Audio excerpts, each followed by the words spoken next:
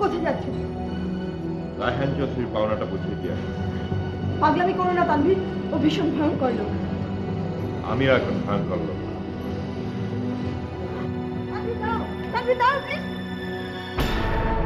উত্তেজিত হওয়াটা বৃথা। আমাদের আসলে কিছুই তো করার নেই না।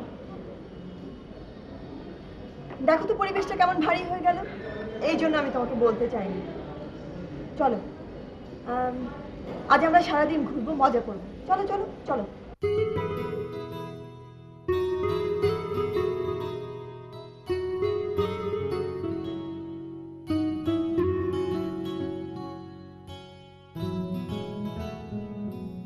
ফুল কি হবে?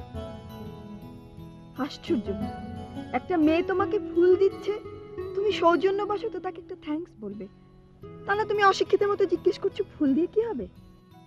থ্যাঙ্কস? কি ব্যাপার? আচ্ছা, তোমার মনে আছে আমরা আগে যখন ঝগড়া করতাম, প্রতিবারই ঝগড়া শেষে তুমি আমার জন্য ফুল নিয়ে আসতে? মনে আছে। এরকম একটা ঝগড়ার দিনে আমি রাগ করে বাসায় চলে গেলাম। তারপরের দিন সকালবেলায় তুমি আমার বাসার সামনে ফুল নিয়ে দাঁড়িয়েছিলে, সেটা মনে আছে? হ্যাঁ। তারপর কি হয়েছিল বলো তো? তুমি ভীষণ রেগেছিলে, ফুলগুলো আমার মুখের উপর ছুড়ে দিয়ে চলে গেলে। তুমি ভীষণ জেদি ছিলে। ধরো আজ যদি আবার ওরকম একটা ঘটনা ঘটে তাহলে কেমন হয়? মানে মানে ট্রেনা ট্রেনা ভালো হবে না বলছি। পিছিয়ে লাভ নেই। খবরদার। উফ, কি হলো, কাটা ফুটেছে?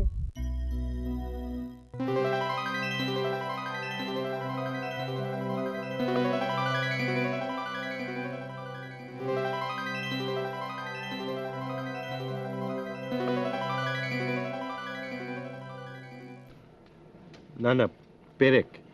স্যান্ডেলের সঙ্গে বোধহয় পেরেক ছিল। তা না হয় ছিল, কিন্তু একটা স্যান্ডেল ছাড়তে কতক্ষণ সময় লাগবে?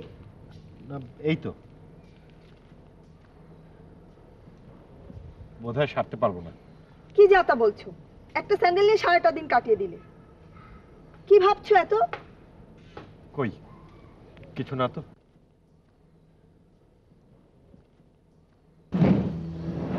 সর্বনাশ, রায়হান চৌধুরী।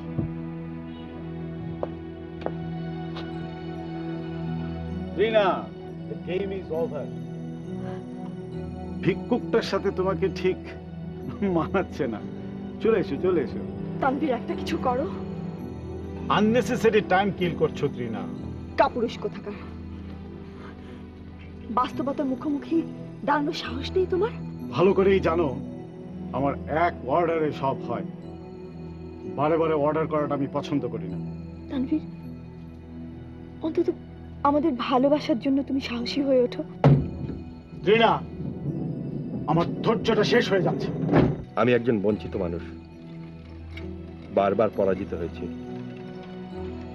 আর আমি হারতে চাই না। আজ আমি জিততে চাই না, আজ আমি পেতে চাই।